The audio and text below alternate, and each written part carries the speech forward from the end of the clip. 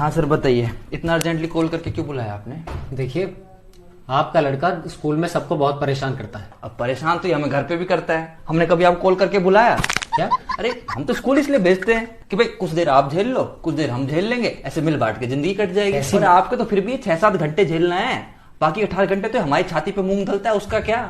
और आपको तो ऊपर से इसके लिए फीस मिल रही है। हमारा देखो ना, हमें तो उल्टे रुपए खर्च करना पड़ रहा है इसको पालने के लिए। अब आप खुद ही बताओ किसका दुख ज्यादा हुआ, हमारा या आपका? ऊपर से आप ऐसे कॉल कर करके हमको बुलाओगे तो कैसे काम चलेगा भाई? अरे लेकिन लड़का तो आप ही का है। ये यही तो दुख है कि लड़का हमारा है। अरे मैं तो चाहता हूँ कोई से गोद ले ले, और मैं क्या करूँ? यदि मैं खुद ही, ये मेरी सगी औलाद नहीं होता तो मैं खुद गोद नहीं लेता इसको। तो मैं कैसे उम्मीद कर लूँ कि कोई भला आदमी, समझदार आदमी से गोद भी लेगा?